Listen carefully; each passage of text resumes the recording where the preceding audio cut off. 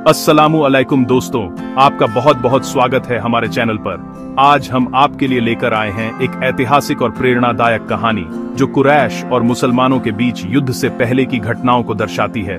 यह कहानी विश्वास की मजबूती, एकता और साहस की मिसाल है।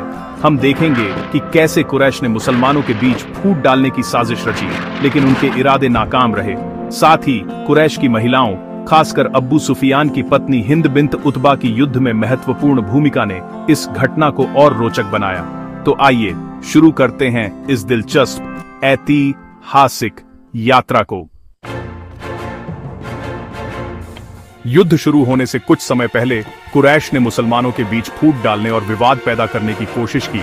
सबसे पहले अब्बू सुफियान ने अंसार को एक संदेश भेजा जिसमें कहा गया, हमें हमारे चचेरे भाइयों से लड़ने दो और तुम इसमें दखल न दो। अगर तुम अलग रहोगे तो हम तुमसे नहीं लड़ेंगे, क्योंकि तुमसे लड़ना हमारा मकसद नहीं है। लेकिन यह कोशिश पूरी तरह विफल रही।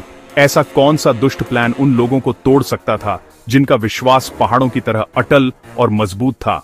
अंसार का जवाब अब्बू सुफियान की उम्मीदों के बिल्कुल विपरीत था और उसे निराशा ही हाथ लगी। निर्णायक घड़ी नजदीक थी। दोनों पक्ष एक दूसरे के करीब आ गए। पहली कोशिश के असफल होने से निराश न होते हुए कुरैश ने उसी मकसद के लिए एक और कोशिश की, इस बार एक गद्दार की मदद से जिसका नाम था अबू आमिर अल फासिक, जिसे पहले अब्द अम्र बिन सैफी के नाम से जाना जाता था। उसे एक साधु कहा जाता था, लेकिन अल्लाह के रसूल सल्लल्लाहु अलैहि वसल्लम ने उसे अल फासिक यानी पथभ्रष्ट और भटका हुआ करार दिया। वह झिलिया काल में औस कबीले का नेता था और इस्लाम के आने के बाद वह इसे बर्दाश्त नहीं कर सका। उसने खुले तौर पर अल्लाह के रसूल सल्लल्लाहु अलैहि वसल्लम से दुश्मनी का ऐलान किया। वह मदीना छोड़कर मक्का में कुरैश के पास चला गया ताकि वह उन्हें अल्लाह के रसूल सल्लल्लाहु अलैहि वसल्लम के खिलाफ भड़काए और युद्ध शुरू करने के लिए उकसाए। उसने दावा किया कि उसकी कौम उसका सम्मान करती है और जैसे ही वह आएगा वे तुरंत उसका साथ देंगे। इसलिए वह कुरैश की भीड़ और गुलामों के बीच सबसे पहले था जिसने विरोध दिखाया। उसने अपनी कौम को पुकारा, उन्हें पहचाना और कहा, ऐ औस की कौम, मैं अबू आमिर हूं। लेकिन जवाब में उन्हें सुनाई दिया, तुझे देखकर किसी की आंखों को सुकून नहीं मिलेगा, ऐ फासिक। ये सुनकर उसने कहा, मेरे जाने के बाद मेरी कौम पर कोई विपदा आ पड़ी होगी। इसलिए जब युद्ध शुरू हुआ उसने अपनी ही कौम के खिलाफ जमकर लड़ाई की और उन पर पत्थरों की बौछार की। यह थी कुरैश की दूसरी कोशिश, जिसमें उन्होंने विश्वास रखने वालों के बीच फूट डालने की साजिश रची। लेकिन इससे कुरैश के दिलों में छिपा हुआ डर भी उजागर हुआ, जो उनकी संख्या और हथियारों की श्रेष्ठता के बावजूद मौजूद था।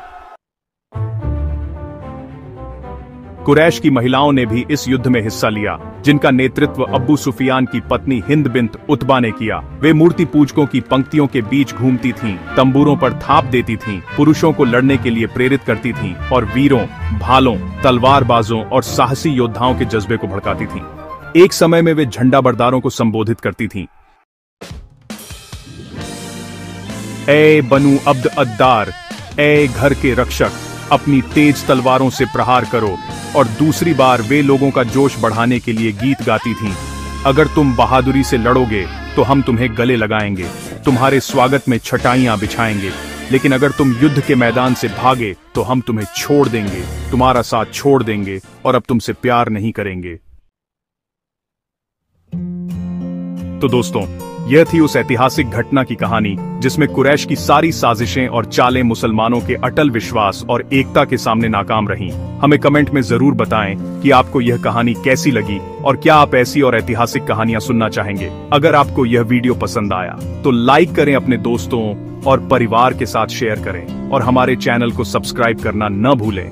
बेल आइकन दबाएं ताकि आपको हमारे हर नए वीडियो की नोटिफिकेशन मिले।